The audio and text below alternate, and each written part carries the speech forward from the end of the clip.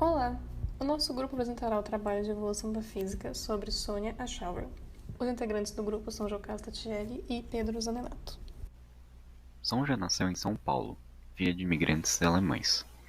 Ingressou no curso de Física da Faculdade de Filosofia, Ciências e Letras da Universidade de São Paulo em 1940, graduando-se em bacharel em 1942.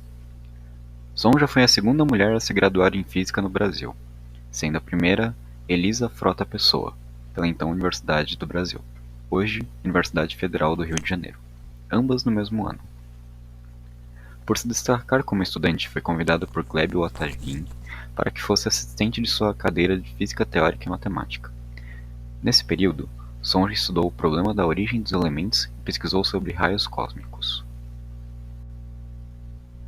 Antes de começar a falar sobre Sonja, é importante introduzir a figura de Gleb Wataguin. Era italiano, permaneceu na USP de 1934 a 1949.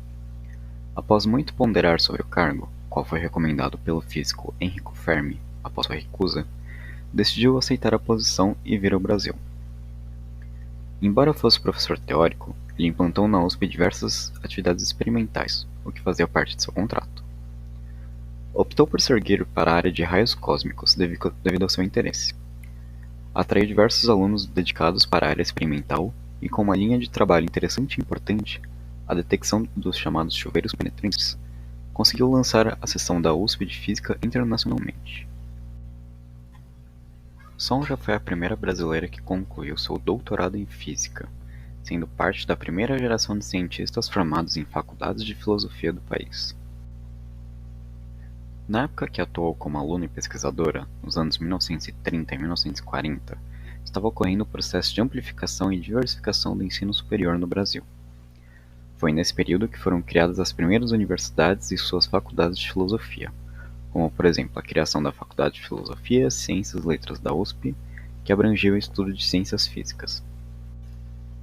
Estas instituições são destacadas atualmente como espaços privilegiados para a educação feminina no país, devido ao alto número de formandas nos primeiros anos da nova faculdade, mais de 40% dos alunos, contribuindo para a ampliação do número de mulheres em carreiras científicas.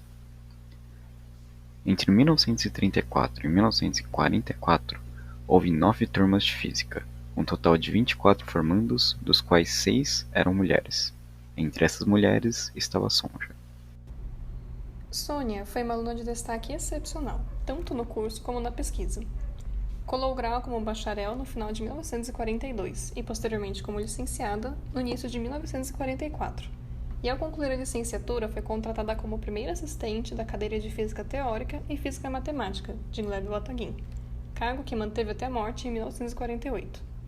Como sua assistente, participou de diversas pesquisas sobre problemas de mecânica quântica, recebendo destaque especial na parte de estatísticas de núcleos e partículas elementares em temperaturas extremamente altas. Com a orientação de Wataguin, em seu primeiro ano de trabalho, publicou uma pesquisa nos anais da Academia Brasileira de Ciências sobre o cálculo do coeficiente de absorção de radiação por efeito fotoelétrico. Seu trabalho apresentava desenvolvimento matemático e ainda 2 estudos de caso, que seriam o fóton absorvido por um elétron ligado ao núcleo e outro não ligado ao núcleo. Em 1945, recebeu uma bolsa do British Council para estudar na Universidade de Cambridge, sob a supervisão de Paul Dirac, que recebeu o Nobel de Física em 1933. Em sua estadia lá, trabalhou também com Nicholas Kemmer, que recebeu o Nobel em 1944. Graças à sua amizade com Wataguin, temos relatos de como foi sua estadia na Universidade de Cambridge e todos os desafios que Sônia, na época com 20 e poucos anos, teve que enfrentar. O mais mencionado é com relação ao seu supervisor, o Dirac. A princípio, ele veio se mostrar um supervisor excelente, acessível e disposto a ajudar. Entretanto, com o passar do tempo, Sônia relatou que Dirac ministrava palestras curtas, não interagia com os alunos e não auxiliava com relação às dúvidas que eram expostas. Embora não fosse um supervisor muito engajado, foi no seu período como professor lucasiano, que é o título dado ao Cátedra de Matemática na Universidade de Cambridge, que aconteceram várias mudanças em relação às mulheres. Um dos problemas que havia na universidade era a não aceitação de mulheres até meados do século XIX, situação que só mudaria em 1948, 3 anos após a chegada de Sônia. Outra carta de Sônia relata sua viagem à Irlanda para assistir ao congresso realizado na Escola de Física Teórica de Dublin, na qual aborda o assunto das palestras de vários físicos, bem como sua conversa com John Ossie sobre as pesquisas de Bataguin. Em março de 1947, Sônia relatou a constante ausência de Dirac como seu supervisor, como ele não tinha interesse em seu trabalho e como ele ficava viajando por vários longos períodos para congressos, a deixando com muitas dificuldades, porque ela não sentia que tinha condições de abrir mão de orientação. Sônia ainda estava passando pelo estresse de ter que definir o foco principal de sua pesquisa sem o auxílio de seu supervisor.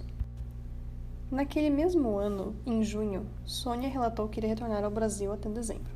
Embora tenha atrasado alguns meses, quando ela finalmente retornou, já estava com sua tese concluída, Problems on Electrons and Electromagnetic Radiation.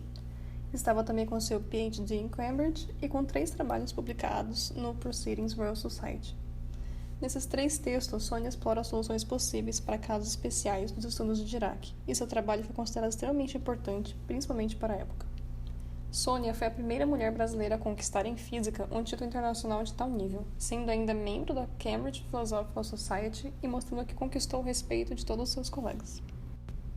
Como referências bibliográficas, foram utilizadas o capítulo de Sônia no livro Mulheres Pioneiras na Física Brasileira, bem como a sua biografia virtual presente no site Memórias da Física Brasileira, resgatando a história da física no Brasil. E assim concluímos nosso trabalho. Muito obrigada!